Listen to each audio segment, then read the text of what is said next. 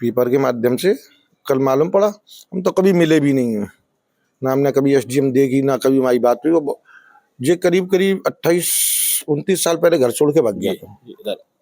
28-29 साल पहले घर छोड़ के भाग गया था।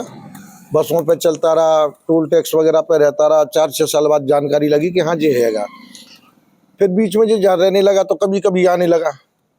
2017 में 17-18 में इसने शादी करी थी, तो घर भी आया था। उनका लगा दर्पण कॉलोनी निवासी एक ब्राह्मण परिवार है, उनसे शादी हुई। और ठीक शादी के 6 महीने बाद इसने तलाक लिया। मम्मी भी नहीं समझाने के, बेटा तू तो जरूर आता कि मेरा उम्र कट जाएगी, शादी है मेरी, जो तूने हमको बुला ली। इसने हमारी एक नहीं मानी, वो हमसे कह दी कि आज से तो हमारे लिए मर गए। मम्मी बोली मर तो पहले ही गया था, फिर तूने हमें बीच में बुला कर रखा। 2017-18 की बात है। तो इसने वो तलाक ले लिया। तो उस दिन इसने कह दी थी, मम्मी ने भी कह दी थी, हमने भी कह दी थी, आज से तो हमारे लिए मर गए। हमारा कोई मतलब लेना देना बिल्कुल भी मतलब कोई संपर्क नहीं, हम पसंद ही नहीं करते। और ये जो घटना घटी है बहुत ही बुरी घटना है, निंदनीय है।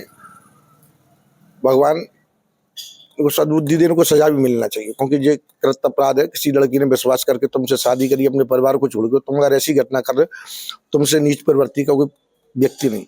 दुर्भाग्य हमारा है कि हमारे घर में जन्म लिया। बिल्कुल, ये नीलेश शर्मा जी थे मनीष के भाई। दुर्भाग्य मानते हैं ऐसे भाई इनके हैं कि जैसे जिसने जन्म लिया इनके यहाँ। तो नीलेश जी जब ये डिप्टी कलेक्टर इनसे शादी हुई 2020 में, जब आपको पता चला आप लोग गए शादी आदि का, इन्होंने बताया? नहीं, हमारी बात ही नहीं हुई। हमें तो मालूम पड़ी कोई डिप्टी कलेक्टर से इसकी शादी थी। मौत के बाद मालूम पड़ी कि जान शादी भी कर ली डिप्टी कलेक्टर से। कोई ये गाजियाबाद की लड़की थी, पहले उससे भी बताते शादी कर ली थी। भाई भैया डिप्टी कलेक्टर बुला दी थी शहर में। हमसे कहियो ना कहीं बोले भैया मैंने छोटू ने शादी कर ली है डिप्टी कलेक्टर से। मैंने होगी डिप्टी कलेक्टर, कलेक्टर अपन ने क्या लेन देना। जब माने हमसे कह दी कि आप हमारे लिए मर गए, हम तो हमारे लिए तो मर चुका पहले। या कोई आना जाना कभी नहीं किसी? मेरे पास जो छोटे भाई की शादी की चिट्ठी है, जो मैं आपको दिखा रहा हूँ, आप इसको रिकॉर्ड करें।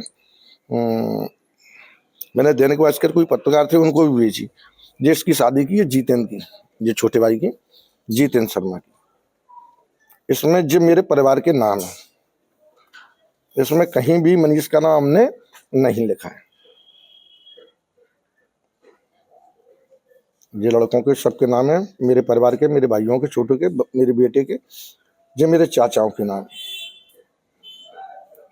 कहीं भी आपने उससे संपर्क टूट गए थे तो नाम वाम कहीं नहीं लिखा है? नहीं, 2009 में जी देखिए रिकॉर्ड करें। 2009 में जी पूरे मकान जमीन के सबके पैसे हमसे लिया जा चुका है, जिसकी मैं आपको व्हाट्सएप भेज रहा हूँ। 2009 में, तो 2009 में भी आपके संबंध पूरा पैसा वगैरह ले गए? सब कुछ खत्म, मकान जमीन जायदाद सबका हिस्सा ले चुका, जो लिखा पढ़ी कर चुका था। क्या कहाँ तक पढ़ाई लिखाई हुई है मनीष की? मेरे ख्याल से तो 5वीं पास नहीं, जो 5वीं में था शायद फेल हो गया था का, उसी टाइम घर भाग गया था। 6-7 साल बाद तो हमें मालूम पड़ी कि ये जिंदा है। जब बसों पे चलने लगा, दिखने लगा, तो आना जाना नहीं। मेरे पिताजी खत्म हो गए, मेरे भैया खत्म होने के बाद जाने से कह दी मेरी तबीयत खराब है मैं नहीं आऊंगा। 2014 में भैया खत्म हो गए, मेरे पिताजी के बाद में नहीं आया। कितने भाई? हम 4 भाई थे। एक बड़े भैया मेरे गिर गए थे, दिल की हड्डी टूट गई थी। 2010 में 14 तक इलाज कराया, 14 में वो खत्म हो गए थे, उसमें भी नहीं आए। पिताजी 96 में खत्म हुए। अब आप 2 भाई हैं? अब हम 2 भाई, छोटा जितेंद्र शर्मा और मैं। तो उसके बाद इस तरीके से पूरा सूचनाएं आप पे आती रहती होंगी इनकी? लेकिन नहीं, हमें कभी कोई संबंध ही नहीं रखा। हाँ, कोरोना काल में इसने जरूर एक बार फोन किया, भैया मुझे गाड़ी की जरूरत है, तो मैं किसी को गाड़ी देता ही नहीं। इतना कह के इसने फोन काट, मैंने किसी को देता ही नहीं, तुमको मैं जानता ही नहीं।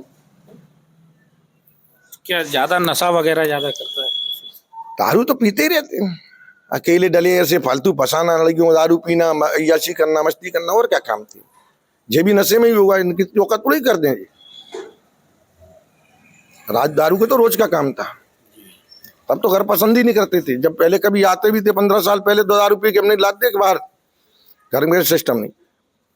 अभी आपकी माताजी हैं? माताजी, कल माताजी ने हमसे स्पष्ट कहा कि जीवन में कभी सपने में भी जो मदद मांगे ना, तो उसकी करना मत। इसने बहुत बड़ा जघन्य अपराध किया, किसी लड़की की हत्या करके।